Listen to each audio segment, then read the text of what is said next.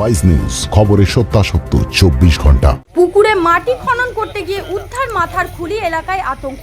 পুকুরে খনন করতে গিয়ে মাথার খুলি উদ্ধার, এলাকায় ব্যাপক চাঞ্চল্য ছড়ালো। ঘটনাটি ঘটেছে সোমবার সকাল 11টা নাগাদ পূর্ব মেদিনীপুর জেলার এগরা 1 ব্লকের জেরখান গ্রাম পঞ্চায়েতের বাধিয়া গ্রামে। এই গ্রামে প্রায় 12 বিঘা জায়গায় একটি পুকুর রয়েছে।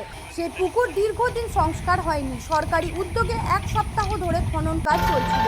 এই দিন জেসিবি দিয়ে মাটি খনন করার সময় খুলিটি বেরিয়ে আসে। কিছুক্ষণের জন্য খনন কাজ বন্ধ হয়ে যায়।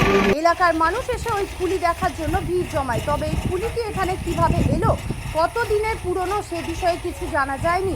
স্থানীয়দের অনুমান অন্তত 50 বছরের পুরনো এই খুলি। তবে এই ঘটনায় প্রশাসনের কাছ থেকে কোনো প্রতিক্রিয়া পাওয়া যায়নি। এই যে আমরা তো খুব আতঙ্কিত। এই পুকুর 150 বছর থেকে আরও বেশি, 160-62 বছর আমাদের ঠাকুরদার মুখ থেকে শুনেছি। কোনোদিন মানে ওই খননের পরে আর কোনোদিন সংস্কার হয়নি। আজকে যদিও সংস্কার শুরু হলো, কিছুদিন আগে এই মাথার খুলি মাটির মধ্যে থেকে পাওয়া গেল।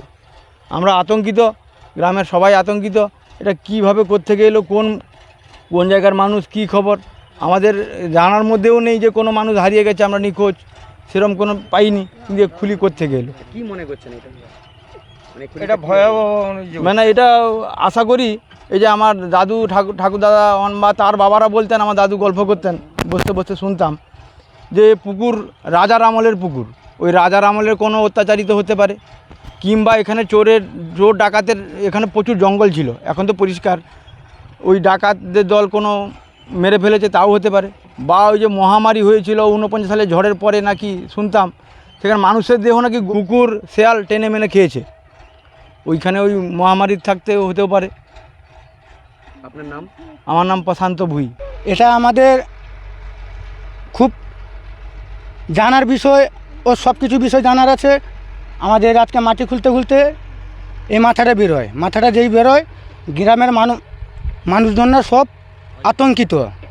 আতঙ্কিত হওয়ার পর আমরা কি ভাববো, আমরা বললাম যখন আমাদের এখানে সাংবাদিককে জানানো হোক।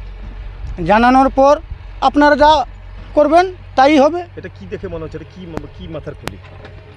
এটা আমরা বা বয়স্ক সবাই বলছেন মানুষের মাথা হতে পারে, সঠিক আমরা বলতে পারছি না কি মাথাটা। আপনার নাম? আমার নাম হচ্ছে খোকন দাস।